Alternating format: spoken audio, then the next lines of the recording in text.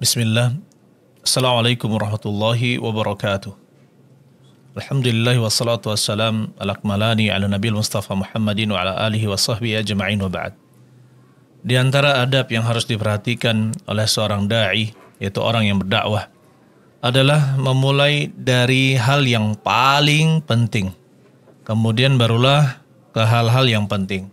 Baru setelah itu memulai dengan hal-hal yang di bawah itu. Oleh karena itu, ya ikhwan rahimani wa rahimakumullah, dai harus membuat skala prioritas di dalam berdakwah. Apa yang paling besar, yang paling penting untuk didakwahi, ya didakwahkan kepada orang-orang atau mad'unya, dan apa yang bisa dibelakangkan.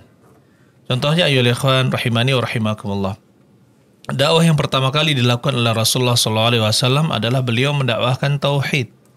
Ketika beliau mengutus Mus'ab ke Madinah, ya sahabat Nabi SAW, sebelum beliau berhijrah, beliau mengutus Mus'ab ke Madinah untuk apa? Untuk mengajarkan tauhid. Begitu pula Mu'adz bin Jabal diutus oleh Rasulullah SAW ke Yaman untuk apa?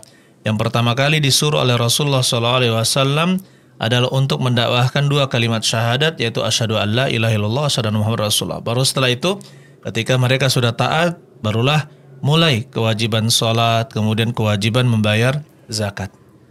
Begitu pula ya ikhwan, kalau kita lihat Nabi Nuh alaihissalam, beliau tinggal bersama kaumnya 1000 tahun dikurangi 50 tahun.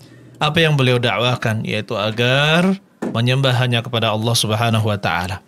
Bahkan para nabi ya diutus oleh Allah Subhanahu wa taala untuk mendakwahkan tauhid. Wa ma arsalna min qablika min rasulin illa nuhi ilaihi annahu la ilaha illa ana fa'budun. Kata Allah Subhanahu wa taala di dalam surat Al-Anbiya ayat yang ke-25, dan tidaklah kami mengutus min qablika sebelummu dari kalangan rasul illa nuhi ilaihi, kecuali kami wahyukan kepadanya annahu la ilaha illa ana, bahwasanya tidak ada ilah yang berhak disembah kecuali aku, fa'budun, maka sembahlah aku. Begitu pula kata Allah Subhanahu wa taala, wa laqad ba'atsna fi kulli ummatin rasula. Ya, di sini kita bisa mengambil kesimpulan bahwa setiap rasul memiliki tugas yang sangat besar, yaitu untuk mendakwahkan tauhid, an i'budullaha wajtanibut taghut, agar kalian menyembah hanya kepada Allah dan menjauhi taghut. Apa itu taghut? Taghut itu segala sembahan selain Allah dan dia ridha untuk disembah.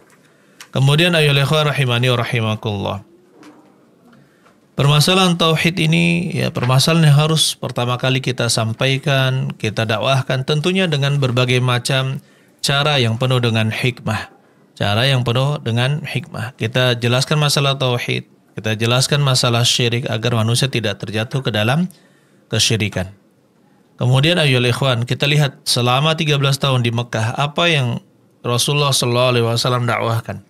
Ya ayuhan nas, qulu la ilaha illallah, wahai manusia, katakanlah la ilaha illallah tuflihu, kalian akan beruntung. Kalian akan mendapatkan keberuntungan.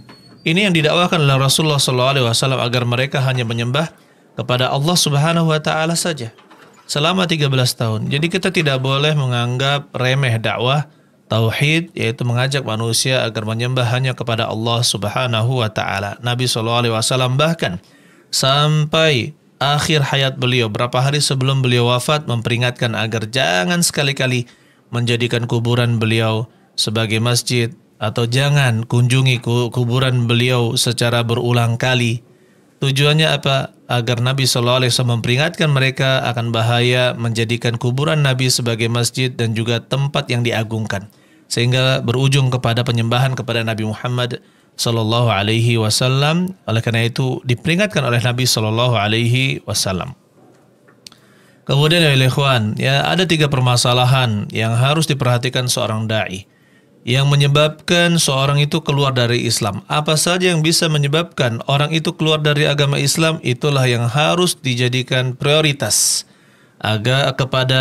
untuk disampaikan kepada para mad'u, untuk disampaikan kepada para mad'u, yaitu apa? Jangan sampai mereka melakukan tindakan-tindakan kufur, kekafiran yang bisa mengeluarkan dari agama Islam. Begitu pula kesyirikan, begitu pula kemunafikan. Jangan sampai mereka terjatuh kepada 3 hal ini, kekufuran, kesyirikan, dan kemunafikan, yang semuanya mengeluarkan dari agama Islam. Ini menjadi prioritas dakwah seorang da'i.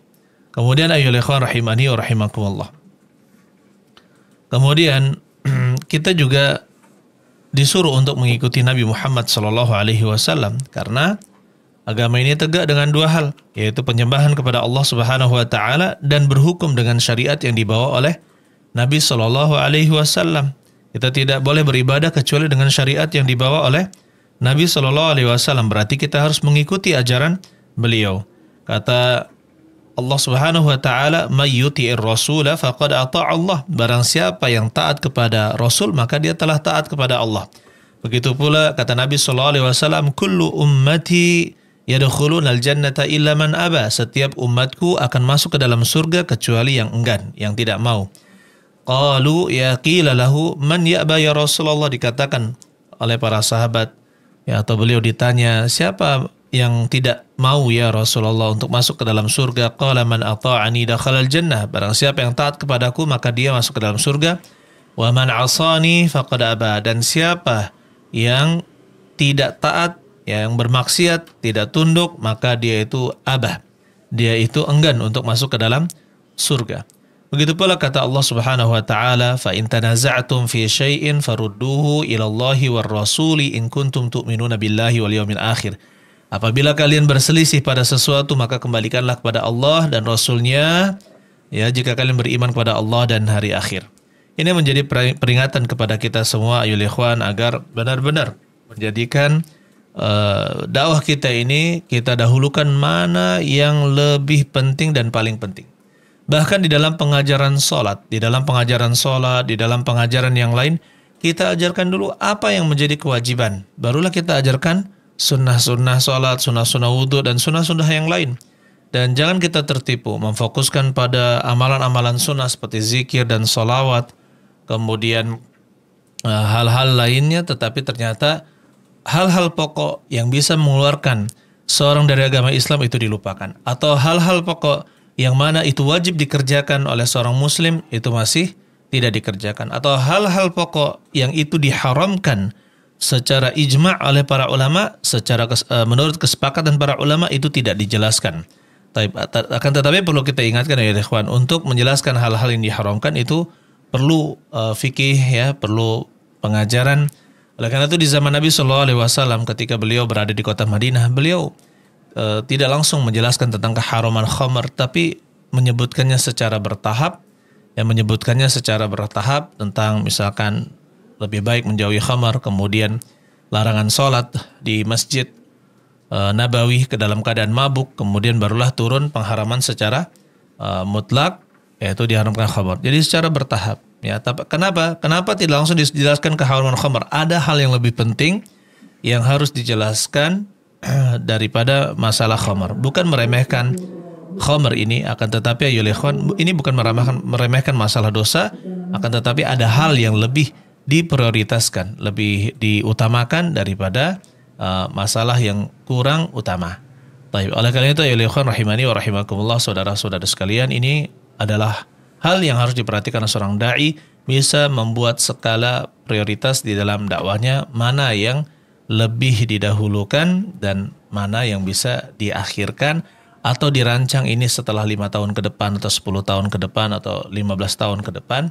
Ya, ini bisa dirancang seperti itu dan tidak usah terburu-buru di dalam berdakwah, dan ikutilah dakwahnya Nabi Shallallahu Alaihi Wasallam, mengajak manusia kepada tauhid, kepada akhlak yang mulia, ya, dan hal-hal yang sangat urgen untuk dijelaskan kepada manusia. Barakallahu fikum jami'an.